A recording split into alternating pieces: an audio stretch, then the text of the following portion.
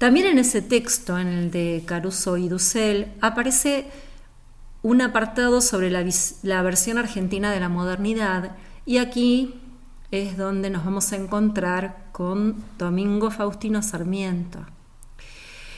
Y vamos a analizar justamente cómo aparece en el pensamiento de Sarmiento esta idea de la necesidad de la escolaridad masiva, de la educación popular, como planteaba él, para llegar a tener una sociedad más ordenada y por lo tanto una sociedad que progrese y que pueda estar a la altura del capitalismo occidental del momento.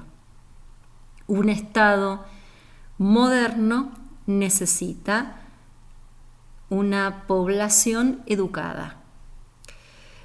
Vamos a encontrar en el pensamiento de Sarmiento, y acá también es un concepto central, dos palabras que él utiliza para explicar la sociedad.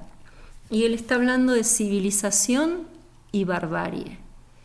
Es una división que hace en términos de las personas civilizadas, educadas o que pueden ser educadas, y los bárbaros, aquellos que solo traen retraso a la nación.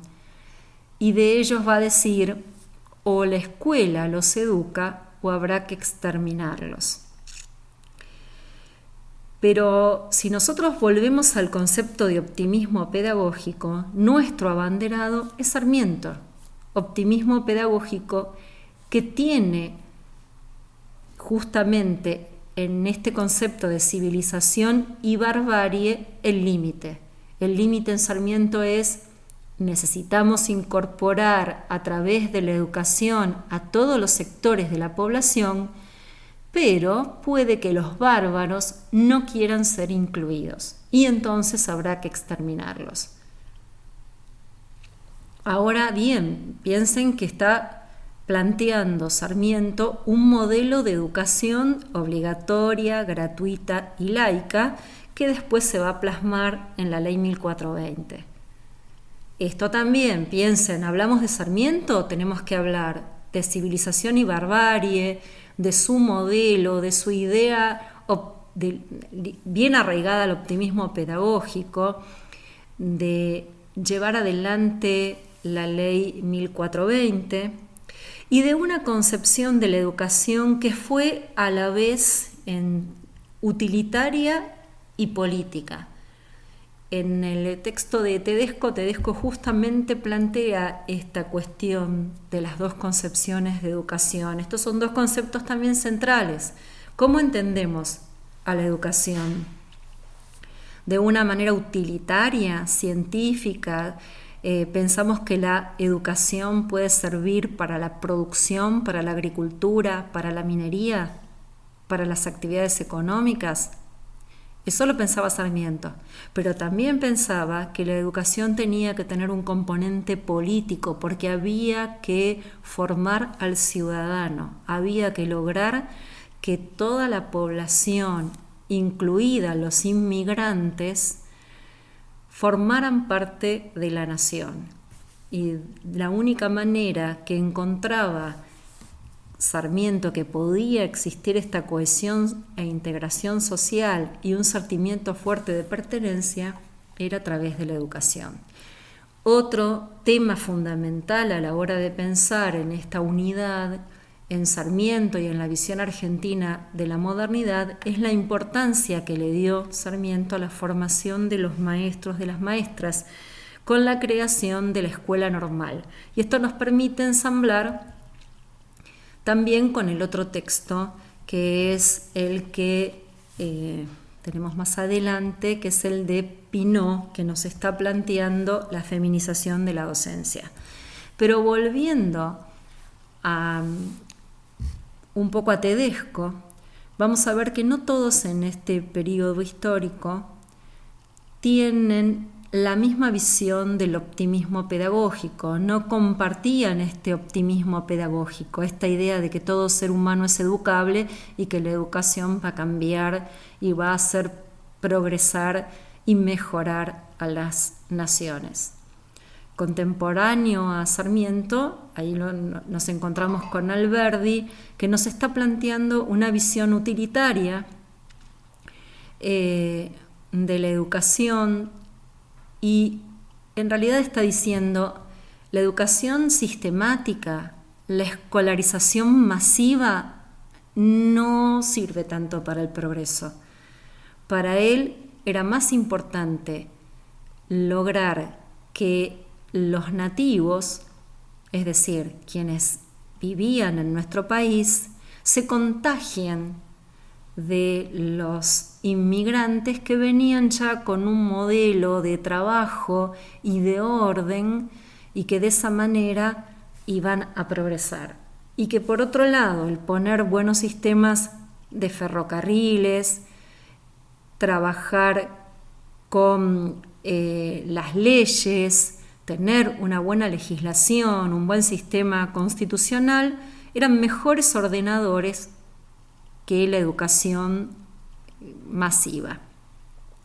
Ahora bien, ahí hay una diferencia sustancial en lo que tiene que ver con la educación, pero en el concepto civilización y barbarie, en la mirada de que la barbarie es el escollo para el desarrollo de la sociedad, en eso pensaban exactamente igual.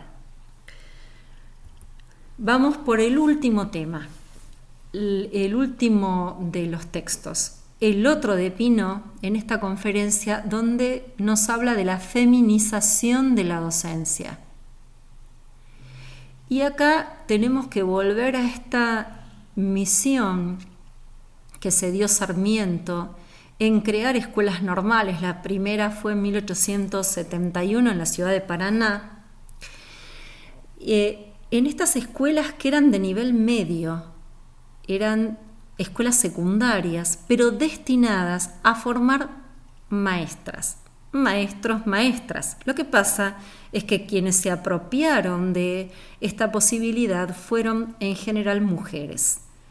Y la mayoría de estas mujeres además eran de clase media baja, hijas de inmigrantes. Tenemos un excelente ejemplo de quiénes eran las que iban a las escuelas normales, y lo tienen ustedes en el texto de Beatriz Sarlo, Cabezas rapadas y cintas argentinas, con la historia de Rosa del Río.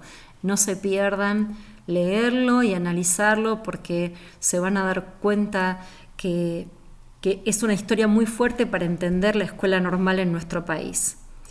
Como les decía, hablamos siempre de feminización porque la mayoría de las docentes eran mujeres. Claro, los cargos jerárquicos ya en ese momento estaban ocupados por hombres. Y Pineau nos invita a analizar esta feminización de la docencia y nos dice, fíjense con el caso inclusive de Rosa del Río, cómo fue una herramienta tan importante para la mujer acceder a la escuela normal que le permitió un ascenso social aunque sea simbólico. Sarmiento decía, para educar al pueblo bien y barato, nada mejor que las mujeres. Así, no se enojen, no se rían, pero decía eso. Ahora bien, Pineau dice, miren, Sarmiento, ¿saben qué? Era feminista. Y ustedes van a decir, qué locura. Pero sí, si tenemos en cuenta que hay una contradicción en esto. En un momento, obviamente, con pensamientos muy patriarcales, machistas, la idea de la mujer, la idea del concepto de mujer, de cuál era la función social que debía ocupar y tener la mujer, obviamente no estaba igualada a lo que debería ser el hombre. Sin embargo, cuando estamos hablando de mujeres que educan, estamos diciendo la mujer considerada un ser inferior, un ser flojo, débil, va a ser la encargada de enseñar y le va a enseñar a los hombres. Y además, dice Pineau, va a tener un trabajo rentado, va a tener plata, que hasta el momento las mujeres que tenían un trabajo rentado tenía que ver con, dice Pinot, con la prostitución, porque no había trabajos para las mujeres, porque la mujer o trabajaba en el campo con su familia y no le pagaban, o trabajaba en el taller familiar y no le pagaban, o era una niña o una señora de la casa mantenida por su marido.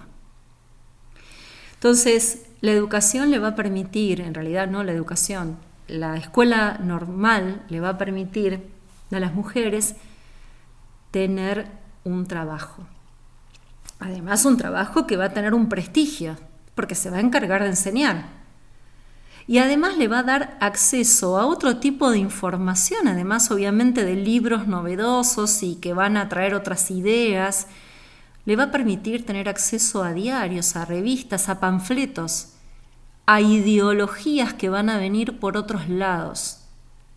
Y eso las va a llevar también a defender sus derechos. No se olviden que a partir de la ley Sáenz-Peña del sufragio universal y secreto y obligatorio, las mujeres empiezan a ver que en esa universalidad no entran, porque las mujeres no podían votar. Piensen que la mujer no consigue el derecho al voto hasta la década del 40. Entonces dice Pinot, el magisterio le otorga a las mujeres más libertad. Y esto es importante. Cuando preguntemos sobre la feminización de la docencia, tienen que marcar estas contradicciones. Bueno, espero que les haya quedado claro hasta aquí y que podamos seguir trabajando bien en todo esto.